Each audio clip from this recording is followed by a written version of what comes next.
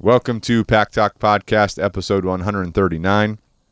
Today we're talking about how to train your dog to live peacefully with cats, chickens, and other prey animals that people like to have in multi-pet homes. Every week what happens is we get emails from dog owners that are convinced their pet's hunting instincts are too strong. They think that their dog is always going to see cats as prey, chickens as toys to grab onto, and rabbits as things to chase. But here's what might shock you. The secret to successful multi-pet homes is not eliminating prey drive, it's actually working with it. So today, we're going to be talking about this and how you can successfully have a multi-pet home or analyze ways to manage a very high prey drive dog with your other pets. And we've got Chris today, professional dog trainer. He has a Dutch Shepherd, all right? So that's a dog that's known to have a very high prey drive. I've had Dobermans myself, but both of us have trained. I can't even count how many dogs we've trained for other people at this point. A lot of them with high prey drives. And one of the things about Canine Revolution dog training, if you're going to do a board and train with us or if you do private sessions out at our property, you know there's going to be some prey animals because we got the chickens. We got the guineas, right? Now there might be some ducks. We also have some cats. So we have rabbits. Well, there might be rabbits around. We don't know. Definitely.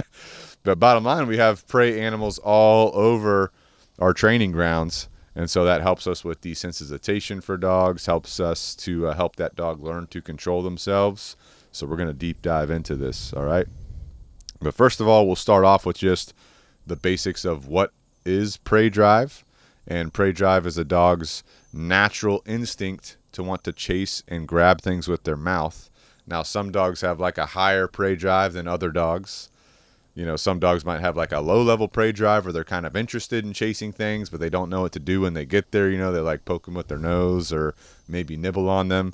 Then you have the dog that's full-on wanting to chase them and destroy whatever that thing is, right? So if we think about our dog's background, their ancestry, they came from the wolf, right? Which we know that wolves, they hunt as a pack, right? So hunting, that goes along with their prey drive, but the ability to collect their own food. You know, they're predators, right? So they have to actually chase something, whether it's a deer, like wolves are going to go for bigger things and smaller things. So it could be a rabbit, could be a chicken, could be a deer, right? Could be something else, right? Could be a moose, depending on where they're at. But those wolves have to chase that thing, grab it, take it down, so that they can actually feed themselves, feed their pack, right? So that's kind of where prey drive comes from in dogs. And as time has gone on and dogs have, you know, became different breeds and different societies that dogs are living in, that prey drive has kind of modified. But there's a lot of dogs out there that will surprise you. Yeah. You know, you got like a super mutt, and all of a sudden this super mutt has like an intense prey drive that's like serious. You know, it's wanting to chase kids because the prey drive's so high. So something to think about there. Chris, do you have like if someone's asking, how do I know if my dog has a high prey drive? What are some signs that someone could look for in their dog to kind of identify what a prey drive is? Yeah, I mean, there's going to be cases where it's going to be very obvious, right? Like anything that moves, your dog's on it, right? Your dog's wanting to chase things, right? That could be a butterfly.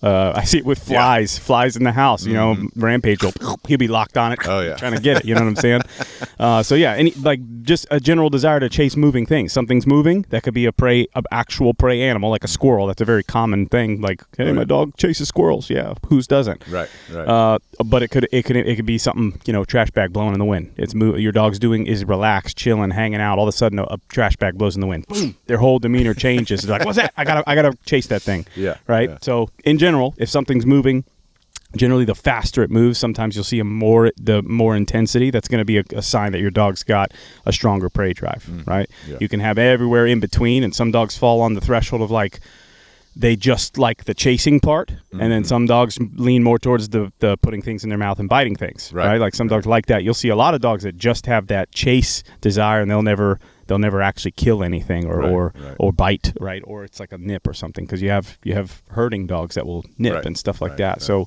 you got a bunch of different things, but yeah, like biting things can be a sign that your dog has some prey drive. Particularly, we're not talking about like aggression here, like your dog's getting aggressive with things, right? This is just generally a moving object ooh, my dog wants to grab it. Yeah. You know what I mean? That's a general sign that your dog's got some prey drive going on. Yeah, I think there's a big difference, and this might confuse people, but dogs that are being reactive or aggressive versus a dog that's just in prey drive, right? Because a lot of times you can get a dog that's just in prey drive that will actually bite people, but it's not like biting them because it's reactive toward them, or it's not biting them because it's feeling like it needs to be aggressive, right?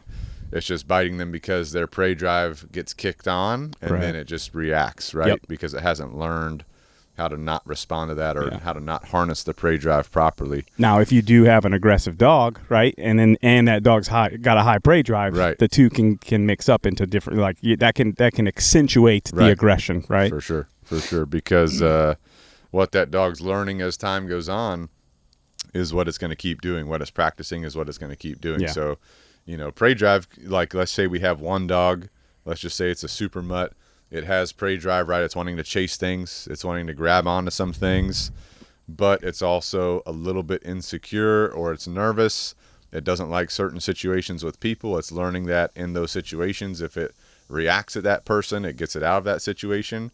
So now you have the potential for the intermingling of prey drive and the learned behavior, right? That could result in big problems, right? Injuries to people, injuries to yourself, injuries to your other animals that we're talking about today, the prey animals that could be considered prey animals, like cats, chickens, rabbits, whatever people have for pets, you know, these kind of things. So be careful of that. Watch out for that.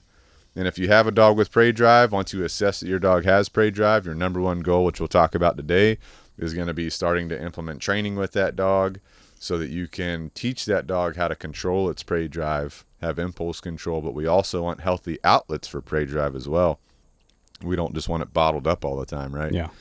So with that being said, if you have a dog, it's got prey drive, you're listening, you're hearing what we're saying, and this is a struggle for you or a potentially dangerous situation, because there are dogs that this happens, they have prey drive, boom, they get a hold of a cat, now they kill the cat. Yeah. Right? As tragic as that is, that's a repetition. Yep. So now what happens? That prey drive becomes stronger. The desire and the want to grab onto the next cat and kill it becomes stronger, right? So you got to be really careful. So if you've been trying to work on this and you haven't been able to resolve it, that's when you might need to seek some professional help, which we're more than happy to help you ourselves. But you might need some professional help if this is something that's been ongoing that you're trying to resolve, right? So let's just talk about some foundational style training prerequisites, like long term. If we want to train our dog to live peacefully with our other animals, like cats, chickens, whatever else we have. What are other animals that people have, like hamsters, guinea pigs, rabbits, chinchillas? Ben had a chinchilla. Parrots. Oh yeah. That thing starts flying around the house. That and dog it's starts talking. Hello. It's talking shit. F you. Hey, I've known some parakeets that curse. Really? Curse like sailors. Yeah. Yeah. Oh, yeah. Vinny, the gutter guy. He has one. Does he really? Yeah. He'll cuss you out. Well, those birds live a long time too. Yeah. They also say they're just repeating what they hear from their owner. So Yeah. What about turtles? Is turtles? Turtles? I don't know. I would say that's probably low on the prey threshold because they ain't moving too fast. Right, you know what I'm but, saying? But definitely could. Well, dogs, they can move kind of fast, dude. Let me tell you. Yeah. I was walking the nature trail one day and there was a turtle. I was like, oh, look at the turtle. I was gonna go get closer to him. Boom! He took off. I was like, holy shit. Some of them are lean and mean. So yeah, it definitely could be a thing. Or if you have like goldfish, just think about that. You got fish in a tank, like an and aquarium, they're swimming around, and that dog's could spray be. drive triggers. Boom! Dog Busts jumps it. up. Boom! Tank busts. Now the fish are dying. Yeah, that's not good. Yeah. I'd like to see how Rampage would respond to that. Shit. I'm not sure. I've not Take thought him to about the aquarium. Take him to the aquarium, Yeah. dude. All right, so let's talk about some training prerequisites to help you get to where your dog can live peacefully with your other animals. And we do have YouTube videos for all the stuff we're going to talk about that show you how we teach this, that show you how we do this. So we've got some links down in the description below to where you can find some of those videos out. But just check out the YouTube if you want to see us doing it. But the first thing is going to be verbal markers, right? We want nice, easy, simple communication with our dog. 2 words for you. One's going to be the word good, which means that your dog's doing the right thing. Keep doing that. The other one's going to be the word no, which you would teach your dog that when you say no, that means they're doing something wrong, to stop doing that. And we're not going to go into detail on how to teach all these things because we've done other podcasts on it and we have the YouTube videos, but I just want to help you understand you do need good communication in order to communicate with your dog. Because the other thing too is you have to teach this to your dog. Yeah. Right? You can't just say good and think that your dog just knows that they're doing it. You have to teach them to understand that word. Mm-hmm. And you have to teach them to understand the word no too. Mm-hmm. Right?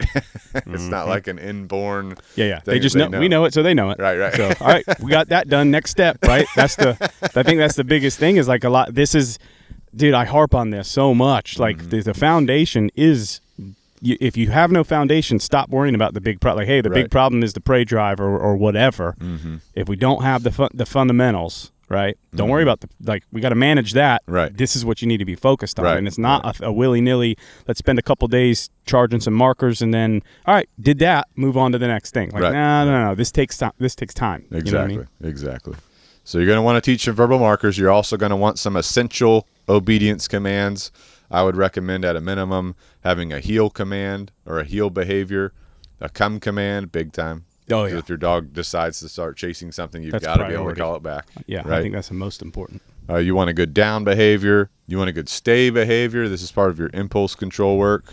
You want a good, I would say for prey drive, we're going to want an out, where if I say out, let go of something, that you let go of it. That way, while we're working on this, if you do put your mouth on something, I can say out, and you'll let go of it, right? So that would be what I consider to be our essential obedience commands. Anything you would add on to that? Or is that I mean, I would, if you break it down even further, honestly, just like I think a recall and a stay, whatever that looks like. If you have a solid recall and a solid stay, you can really address a prey drive issue, right? Mm-hmm. All the other stuff, I like it as well. Like I want the heel. Right. I want to specifically have a down stay versus a sit stay in a lot of cases, just because it's like my dog's got to make more steps to deviate from that. Right. Right. But really, at the end of the day, like that recall, and I mean that's stuff you can day one getting a puppy or getting a dog, you can start to build these behaviors. But that recall is super, super important. The stay super important, because I think of the trouble that, and we've had many clients that have lost to dogs because of prey drive issues. Running into the road, chasing things. It's like, gotta have that recall, gotta have that stay. Those are the recall's like your safety net for the stay, right? Right. So exactly. Super important. You're going to want some impulse control exercises. Those are going to be your stay and your place. A place is basically a down stay just on a designated area. You are going to want remote collar conditioning. You're going to want that done for sure. Mm-hmm. Before you ever take your dog off a leash, you want remote collar conditioning done. We do have a full video on that on YouTube. The come command, like Chris said, we do want a desired or beneficial outlet for prey drive. Yeah. That could be playing fetch with a ball. That could be playing tug. That could be like people like throwing the frisbees. What other ideas you got for outlets of prey drive?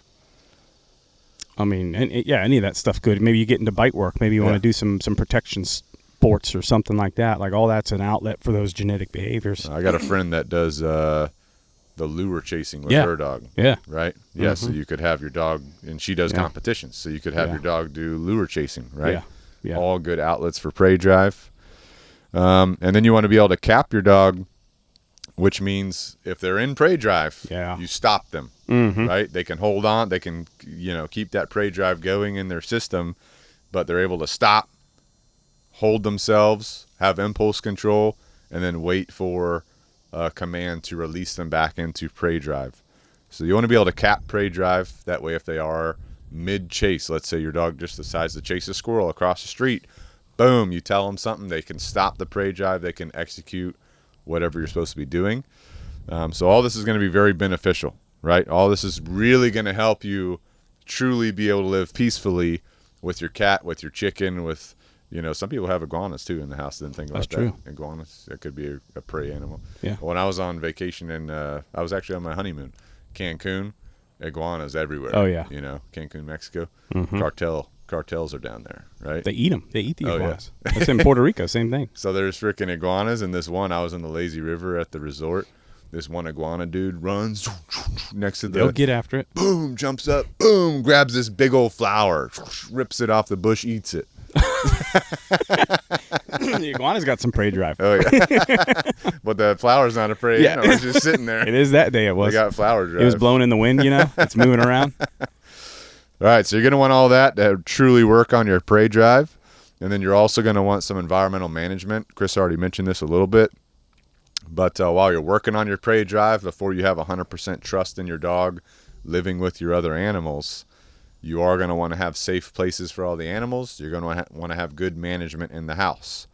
So this might be for your dog using a kennel or a crate, right, to kind of manage them or maintain them while you're working on the prey drive. Could be an X-pin for a dog, leash on in the house, these types of things. For a cat, if you have a cat, you might want some physical barriers in place so your cat just can't be waltzing into where your dog is, because you know how cats are. Mm-hmm. Chris has a cat. I have cats. Yeah. Ben has cats. So we all know how cats are, right? they got their mind of their own. Mm-hmm. You know what I'm saying? Mm-hmm. They're doing their thing. Exactly. So we want to have safe places for the cats. So for me, I don't know how you guys have your cats set up, but I have a cat tree for my cats. Big cat tree. They can go way up vertically because that's what cats do. And they can, post themselves like a pirate ship. It's like way up there. They can post themselves on the top of the cat tree, kind of get out of the way of the other animals or things. Yeah. Cats also like hidey holes. So my cats, they'll find a hidey hole, right? But if you're working on this prey drive, you could set up little hidey holes for your cats. You could set up a cat tree for your cat to get vertical away from the other animals. Now, if you're not managing your dog properly, your dog could just take down that cat tree depending on your setup. You know what I'm saying? Yeah. So be careful. If you have chickens are very popular these days, right? Because they should be. They should be. Everybody back get in chickens. the day, I think it was World War I or World War II, the government was saying everybody needs at least like 3 chickens, I think it was. Yeah. There was like an old news article going around about it, like pushing that. Right. Get your own eggs. Take care of your own chickens, right? Every neighborhood, everyone had 3 chickens per household or something like that. We need to get back to those days. Yeah. Yeah. Because then like 20 years later, they're like, eggs are bad for you. Right. So chickens, obviously a chicken coop. You definitely want that. Depending on your setup, some people have chicken runs where your chickens are like within a gated run area where predators can't get to them. A predator could also be your dog that's not trained to live peacefully with your chickens. If you're free ranging your chickens, right, you're not just going to let your dog out there until you've actually worked on this and have the prey drive under control, right? So we'll talk more about how we're actually going to do that. But just keep in mind, management structure while you're working on this is very important. It's going to be a way to manage the stress that both your dog and your prey animal, like your cat or your chicken or whatever you have, because it is going to be a little bit stressful as you start to get them to intermingle and work together and interact and things like that, which is natural, right? Stress is a natural thing. You shouldn't like shy away from it, but you do want to manage it. You don't want someone to get overly stressed, right? So your management and structure are going to be very important to help you get there. Any other thoughts on management structure? I mean, I think it also, you have to really be, you have to have that conversation, whether that's with your family or with yourself, as to like, what does this look like for us? Because I've met many people that are like, okay, my dog has killed a chicken, you know what I mean? Right. And we go through a lot of this information, like, well, realistically, I'm working 12 hours a day. I'm not doing eye contact drills. I'm not drive capping. I'm not going to do any of this stuff. Right. So now we're talking management. So you're going to be more in a management camp versus like can I truly resolve this thing? Right. So now you probably need to be looking at options of like, I'm going to have my chickens in a chicken run, or my dog gets access to a fenced in yard and he doesn't have access to the chickens. Right. And there's other things you can do. Like, you get involved with us. We'll help you teach communication so that you have a bare minimum ability to communicate with your dog in that moment. Right. But maybe you're on the side where you're like, hey, I really want to resolve this to where I can free range my chickens, let my dog be free out in the yard, and we don't have issues, right? So you have to, that's a conversation you've got to have and understand. And what dog do you have? Do you have that crazy high drive dog, or a little bit of prey drive, right? Yeah. So like all these things are factors that are going to factor into your game plan here. Right. You also got to be careful, because I knew 2 people, they were neighbors. One person had chickens in a chicken run set up where they had the coop and the run. They never came out of the run. Right. The other neighbor had wiener dogs with a fenced-in yard. Yeah. Well, one day the chickens were doing chicken things, making noises in their run. Yeah. And the neighbors' wiener dogs dug under their fence because they're wiener dogs. That's you what know they what do. they were bred for? They That's were what they bred do. to kill badgers and hunt badgers, right? Yeah. So they dug under the fence. They ran over to the chicken run. They dug under that, and they just snapped the necks of all the chickens. Yeah. They didn't eat them. They just, the prey drive took over. They snapped the neck, right? So that can happen too. So even if you have management in place, but you don't really address your dog's prey drive on a real level, there's always things that can happen. For sure. Well, that's the risk of management, right? That's what manage it. You're managing it. Right. It's not solving the problem. Right. So that risk is always there for sure, and you have to be aware of that. Well, you've seen those videos of like the Belgian Malinois that just hop over like an 8-foot fence. Yeah, I saw one recently. It was like a doggy daycare. They literally unleashed the Malinois into, before they could close the gate behind the dog, it had cleared the 8-foot fence and it was out running around. It's like, so management, it didn't work there. Right. That's not a good management strategy. I've known some, like the hardest case I've ever trained for a dog that was a fence climber was a golden retriever. So it doesn't have to be, don't think that. Once they get that little it was taste. like a big one too, like a big, like thick golden retriever. Yeah. If he saw a fence, his number one goal was to climb over it, you know? So well, likely, like you were talking about earlier, that reinforcement history is a big thing, right? So at some point, this dog has made its way over the fence and enjoyed itself. Had some, whether it was just the adventure or he got to chase some stuff or he killed something or what. It's like, now I can climb a fence. And now we got a problem. All right, so let's talk about the actual introduction process that we would recommend. Again, this is going to be, dependent on your specific setup. These are just some generalities. But at first, when we're introducing a dog and a prey animal or a prey animal to a predator like a dog, first we're just going to want to introduce via scent and sound, right? We don't want actual interactions at first. So some of the things that happen could be you have some bedding items from your prey animal. Don't give those to your dog.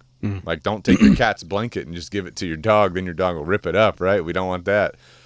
Just have it around so your dog gets used to the smell of that cat via the blanket or whatever other item you have, right? Same thing with chickens, right? You can get some chicken feathers or something, bring them in, bring them around your dog, but don't give them to your dog, right? So scent and sound.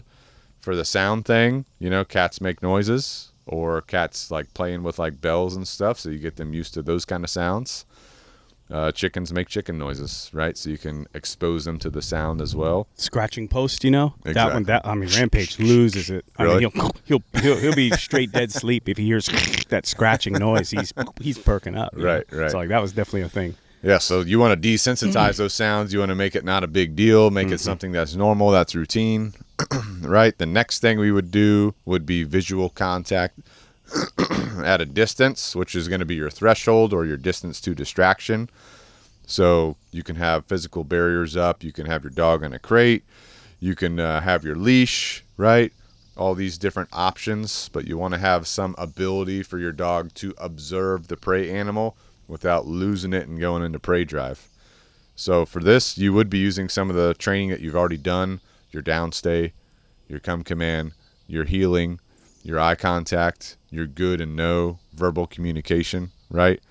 So when you're introducing your dog visually, right, this is when you're more likely going to trigger prey drive. So threshold, distance to the distraction is going to be very important while you use the training you've already done to your advantage. Right? You got anything to add to that, or some specifics on how to do that?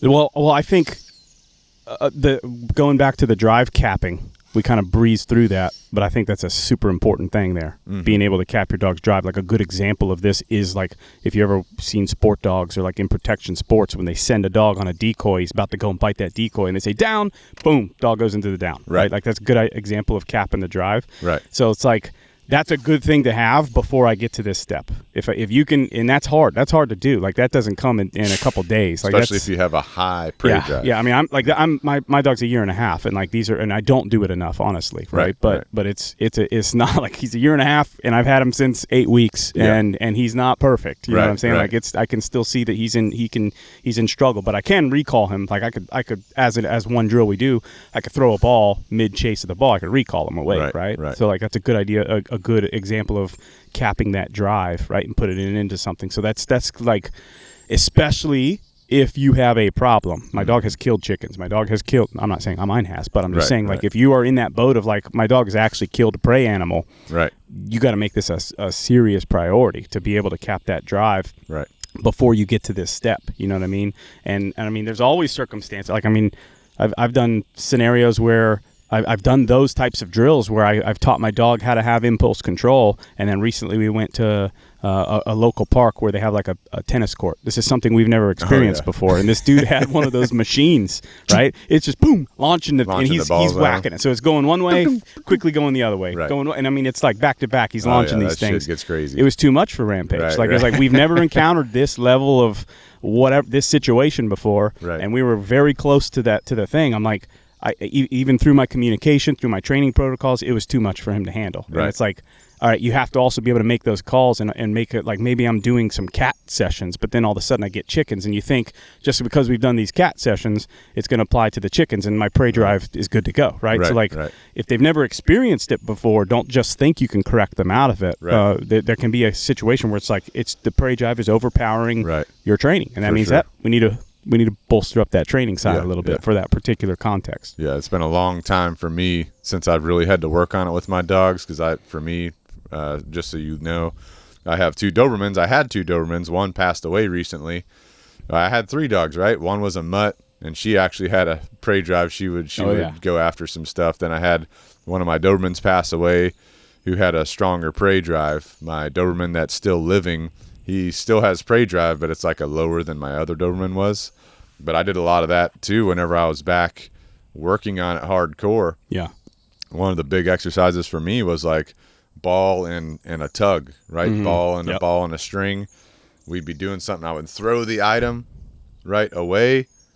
They would have to maintain a command like a heel. And I think there's videos of me doing these sessions on YouTube, on our YouTube channel. But they would be doing a heel. I would release them to go for the item, but before they got to it, I would call them back. Right. So all these kind of impulse control, prey drive capping exercises, then eventually they would get the item. And the thing you got to be careful about too is you don't want to hold back the item too much. Right. Like it's a balancing act. Yeah. And this is where some professional guidance or professional help might come in, but it's a balancing act, right? Yeah. There is, like, you want to be able to cap their drive, have them come back, have them be able to hold off on using their prey drive, but you don't want to kill the prey drive. Yeah. So sometimes you let them have the reward, and the ratio of like holding them back from the prey, whether it's a ball or a tug or a toy, and then letting them have it, that ratio is going to change every single day, every single session. Right. To keep their motivation, to keep their, levels good to go. Right. So, and then whenever you're around the animals, you don't want them getting to that. Yeah. Right. So having that prey drive outlet to where your toy sessions, they get to satisfy their prey drive. And then around the animals, they don't get to chase things or go after things. All that's a balancing act, right? So you got to figure out your specific case. Like Rampage, your dog has a very extreme high prey drive, right? Oh, yeah. So that's a little bit different. Like, because if you're going to the park, they got tennis courts and he's losing his bonkers. Yeah. That's a whole different level for sure. So all things you have to consider. You listening, right? You have to consider with your dog in particular, right? But going back to our introduction process, we get the scent and sound. That's how we start. Then we go to visual contact at a distance, and then slowly decreasing that distance, slowly increasing the distance. Going to be reading that dog's body language. So you do want to understand how to read dog's body language, which we just put a video out on our YouTube channel about dog body language, about how to read it properly, right? The generalities. So you'll definitely want to check that out so you understand what the tail means, what the head means, what this means, what that means, right? If your dog is staring at your cat, that could be a prey drive stare. That could be a hyper focus, but it might not be. Right. How do you know, right? Mm-hmm. You got to know your dog's body language, right? Yeah. Because if your dog starts staring at your cat and it's in prey drive, that could not go very well, right? For you, for your cat, for your dog, because cats will fight too. That dog gets up to that cat. Holy shit. Yeah. Tear up that dog's face. Yeah. Uh-huh. So all things you want to be aware of, knowing the body language, reading the body language, right? The next thing you would want to do would be controlling interactions. And there might be some dogs you decide, hey, we're not doing interactions, depending on your dog. For sure. They're good with the scent and the sound. They're good with the visual contact, but I'm not going to go that interaction route. That's going to depend on you and your particular dog, right? But if you're going to do interactions, you want them controlled.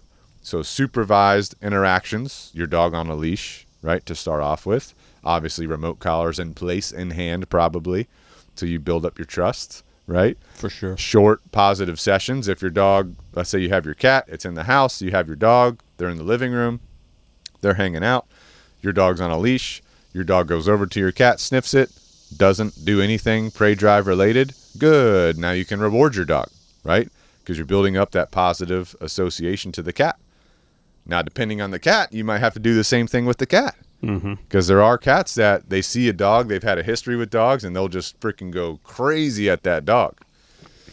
So you could put the cat on a leash, which means you got to do leash training with your cat, and cats are mammals just like dogs, right? I like when I got my cats, I've had 3 cats total. 1 passed away, unfortunately, so I have 2 left. But my cats, they all started out on a leash, right? With my dogs, with my animals, with everything. And then they slowly got off the leash. And now my cats are indoor, outdoor cats where they are outside and they're inside, depending on what they want, because they're cats. It depends on what they want to do, right?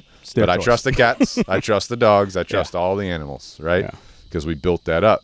So supervised meetings, supervised positive sessions, rewards for calm behavior for both your dog and your cat, right? Because if you have a cat, like let's say your dog is not the problem, your cat is. Now you got to reverse the script. You got to focus on training your cat to be cool with your dog. Right. Well, yeah, there's many cases where like we've worked with this with clients. Like let's say we train the dog can hold a place command. Right. You know what I'm saying? It has the downstay, and that the dog's good to go, but now that cat is kind of encroaching on the dog's space, messing with him, kind of like running by the dog and stuff like that. And it's like there does come a point in time. It's like the tennis ball scenario, right? It's like is it there can be certain circumstances where it's too overpowering for the dogs. It's like we got to switch some focus here on the cat as well. Like the cat's got to get a little bit of management or some training here as well.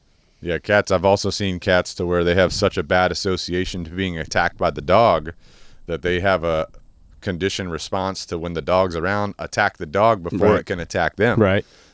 So we train the dog's fine now. Now the cat still has that association. So I use a leash, I use rewards for the cat, and then you can't correct the cat like you can a dog. You can do a little leash tug on them, but you can't really use an e-collar on them. I mean, you probably could, but I haven't really delved into that world. So what I generally do for the cats is I have, because cats, they'll swat, right? They'll swat something to kind of correct something. So I try to mimic that swat. I just have like a very small, narrow, like pokey thing. Like, how teachers have those pointers that they use in classrooms. You could use one of those. And if the cat like tries to go after a dog, you could like poke it like it's being swatted. And you have to do that repetitiously. You don't want to like poke it and like crush it, right? It's like just enough of a poke to get it to stop its behavior. Then you reward it for being calm. That's worked really well for me, for the cats at least. And then for the dogs, I'm doing my normal corrections if they need them, like leash correction, remote collar correction. If the dog is getting out of control, if the dog's trying to chase something, being overbearing on something, right?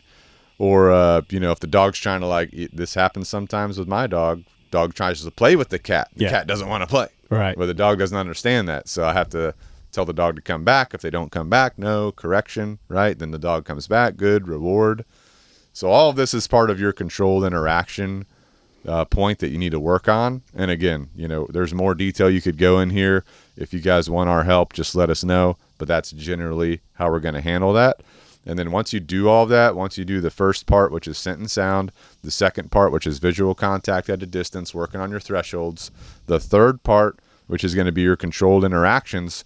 Now the fourth part, once you get through all that, is going to be freedom and monitoring, where you're letting your animals have generally, gradually, unsupervised time together, and you make sure that they can maintain all of their behaviors and maintain their peacefulness with each other.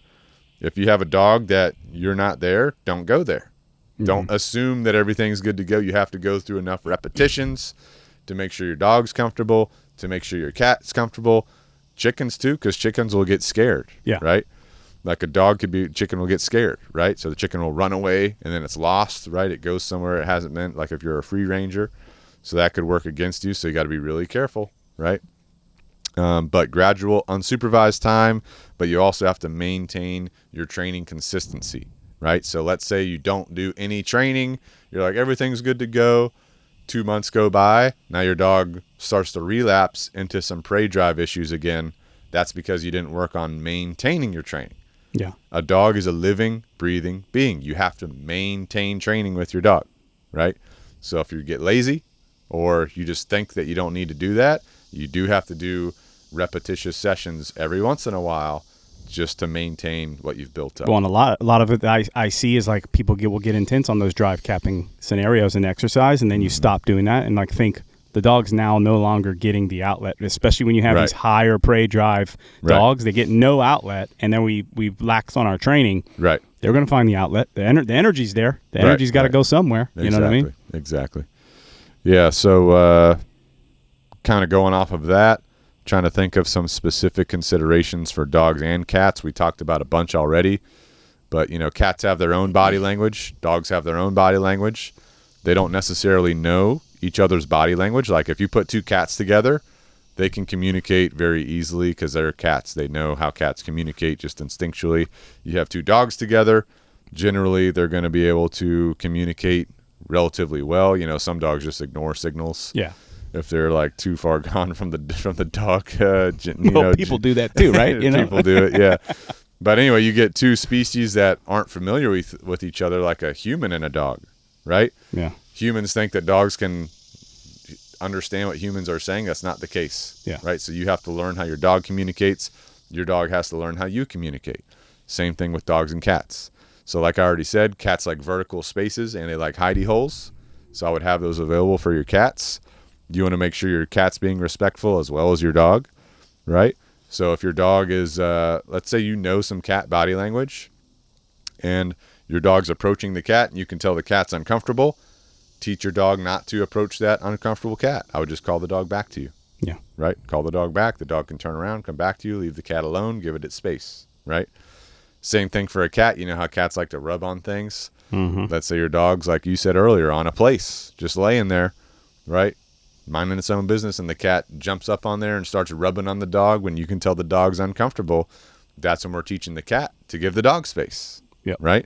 So we got to do both with the cats and the dogs. And uncomfortable can be, like, I would say not just, like, uncomfortable could be, let's say the dog's fearful or insecure or, like, weird about it. Right. But it could also be, like, in my case, Rampage's not insecure about it. Right. Like if Walker walks up to him, he's getting that like into that prey drive, right? So like that can be a piece of it, to where it's like, dude, the cat's getting into that threshold where I need to manage the cat because Rampage is doing what he's supposed to. He's in his space. He's holding the place command. He's doing his thing. Right. And there's other things I can do, like I can help correct the mindset and stuff like that, of course. But it's not just uncomfortable. It could be like, is the cat triggering the prey drive? You know what I mean? True. Yeah.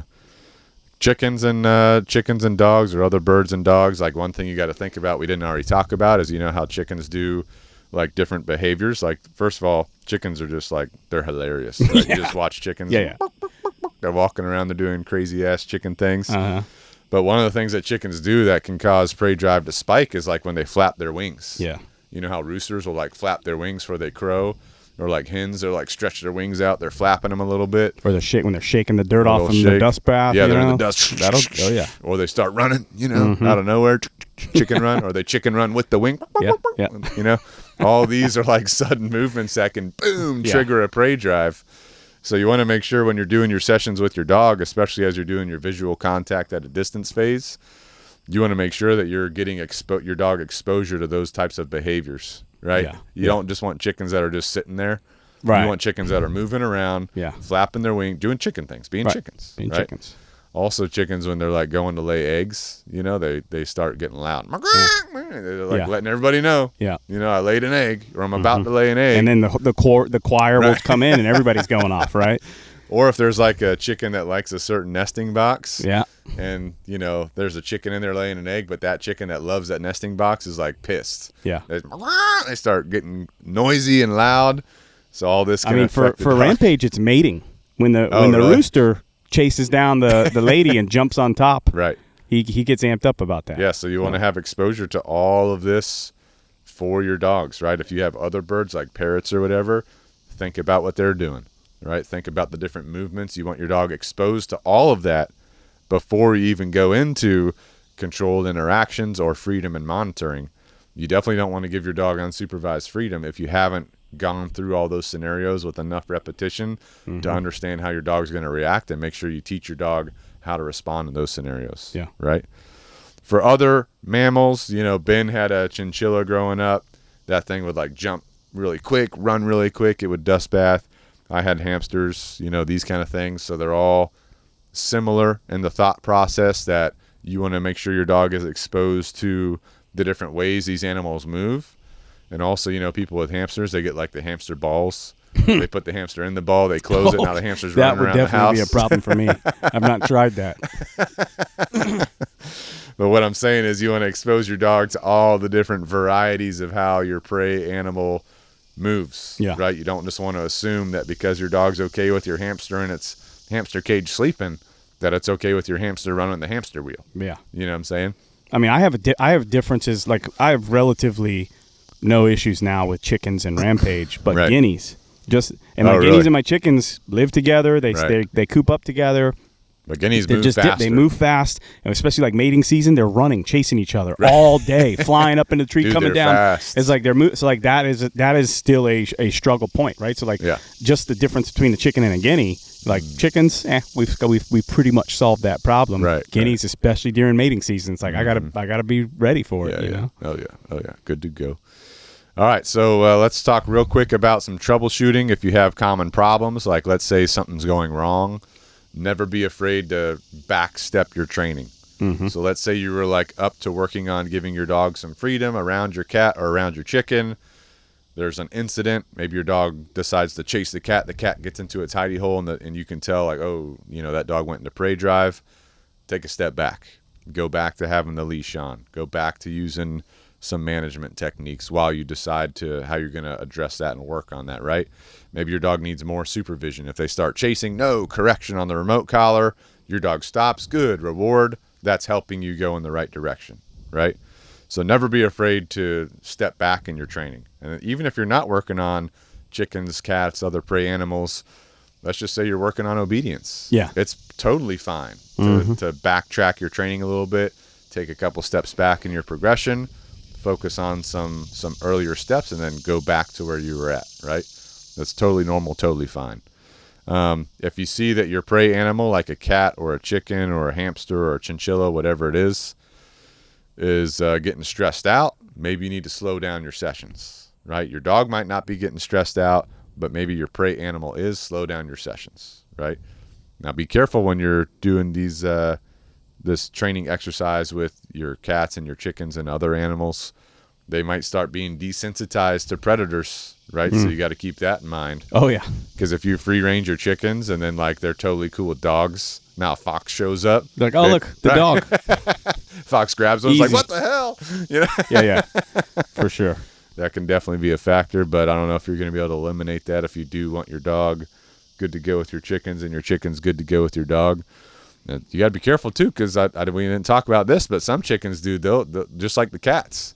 They might get after the dog. Oh, for sure. Yeah, like some roosters, dude. Or some big mama hens. Oh, yeah. Especially they're broody or whatever. Oh, yeah. My dogs like to sneak in the coop from time to time, grabbing some little snacks, little egg snacks. Chicken eggs. Yeah, I got one laying right now. She'll peck them. Oh, yeah, my kids, definitely. One of them, he's a problem. My 2-year-old. So just keep in mind about that, right? I mean, if you have a chicken, like let's just take a quick pause here. If you have a rooster that's attacking your dog, that could be a problem. Yeah. Right. So how do you work on that? Which I've done myself. Again, I have like that pokey thing like I have for the cats. And so you know how chickens, if they're correcting other chickens, they peck. So in my thought process, I'm like, let me mimic that movement with that peck, right? So if I have a rooster that's bucking up at a dog or a kid or something, I have that pokey thing and I do a mimic peck to that chicken. Now, what chickens do, if you observe chickens, if you've been around chickens, not to go off on a chicken tangent, but they'll get serious. Yeah. Like they'll start pecking until the other one submits. That's how chickens operate. I mean, that can go on for hours too, Right. if So they're not submitting. right, they'll start fighting. Yeah. I've literally pulled chickens apart. They're all bloody. Yeah. I'm holding them. I'm like, you guys need a break, right?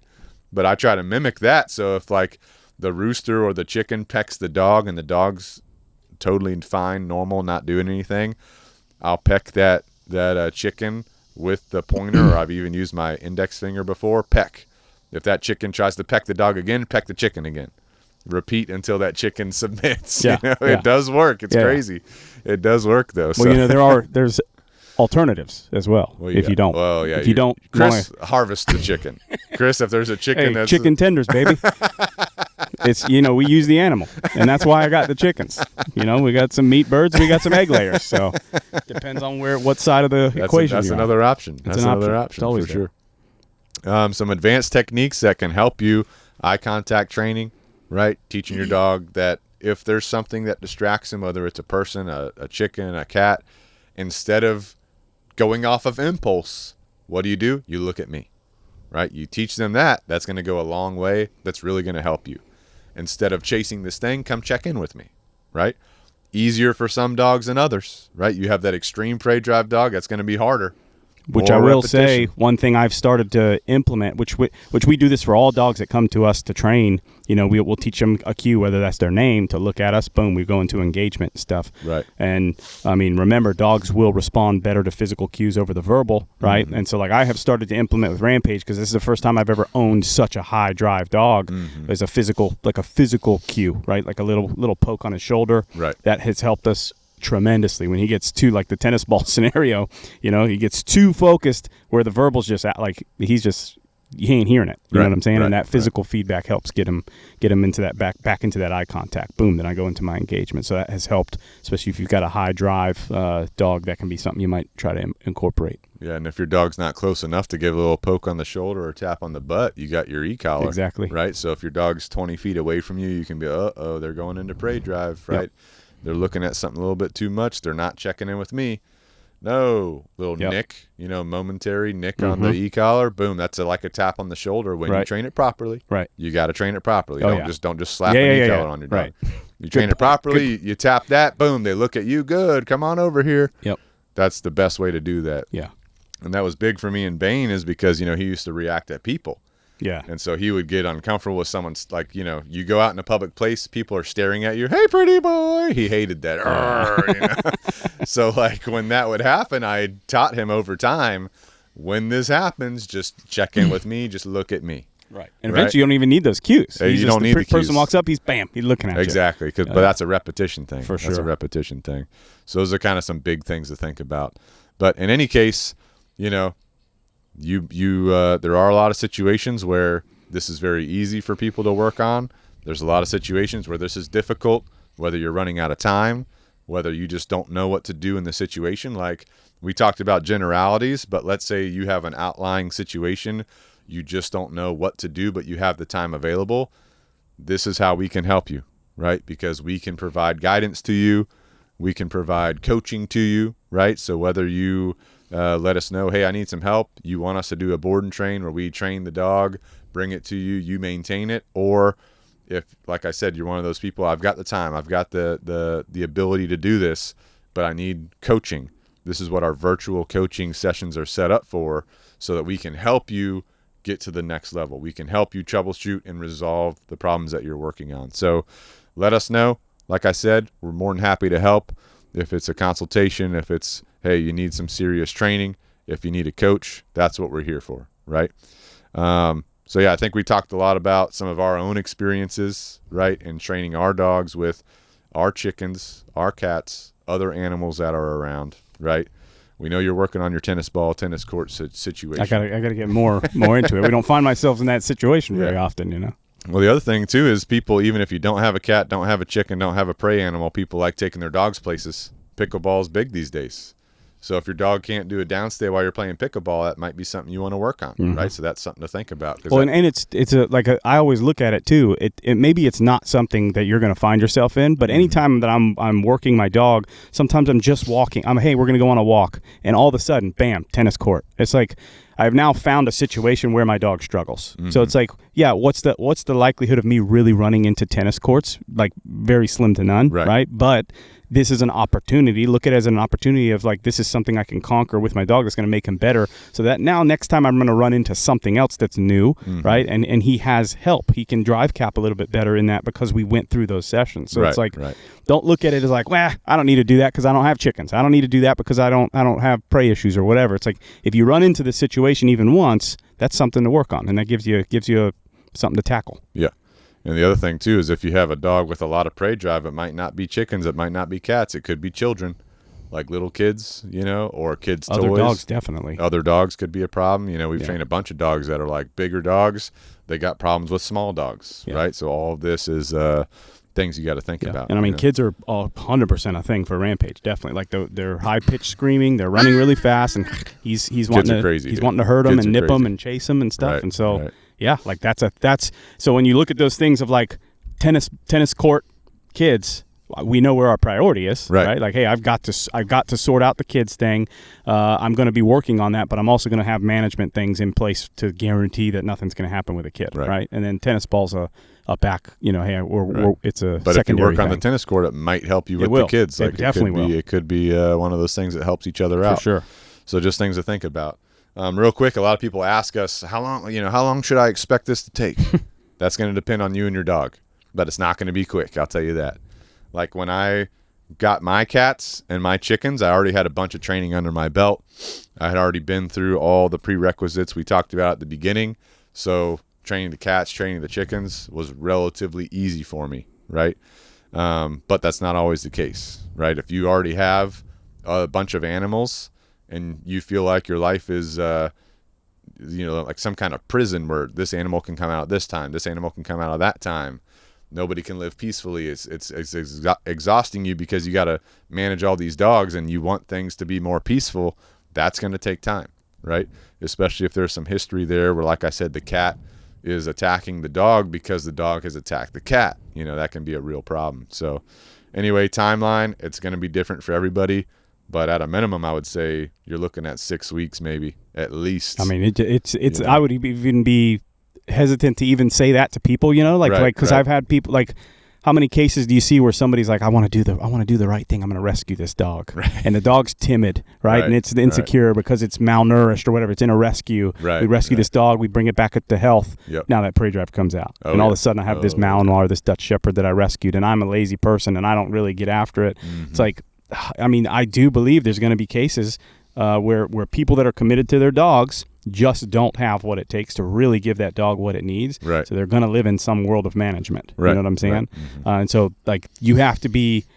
I think if you're a trainer, you have to be realistic with people, right? Because we want to be careful of when people call for help. Oh yeah, we'll solve your problem, right? When we don't really know the intricacies of the person's life, the dog itself, right? And so it's a very complex issue as to give you a black and white answer of like, we'll solve your problem in this amount of time, you're going to be good to go, because it really does depend on you, the dog owner. There's often times where it's like, you're going to either be stuck in management or you've got to step up to the plate. You've got to change your lifestyle. You can't be lazy with this dog. This dog's not conducive to that lifestyle. You're expecting this dog to live a certain way, but not giving it an outlet for what its genetics or designing it to do. You know what I'm saying? So it's super hard. Timelines are hard. I mean, like I said, I'm a year and a half into my journey with Rampage, and we're not at the end goal for sure. You know what I mean? Well, good to go. If you guys do need help, Canine Revolution Dog Training, we're here to help you. We've got all of our info in the description below. You can email us. We have a dog training checklist. It's a PDF. All right. It tells you, hey, check this box, check this box. It's got videos for each step of that checklist. If you want that checklist, just email us at the email in the description. We can send that to you, right? Give us a call. Again, we've got board and trains. We've got private lessons. We've got virtual lessons. Doesn't matter where you are. We can set up a virtual lesson with you, get you taken care of. All right. Also, Canine Revolution Apparel. So if you want to represent, you can go to Canine Revolution Apparel on Amazon.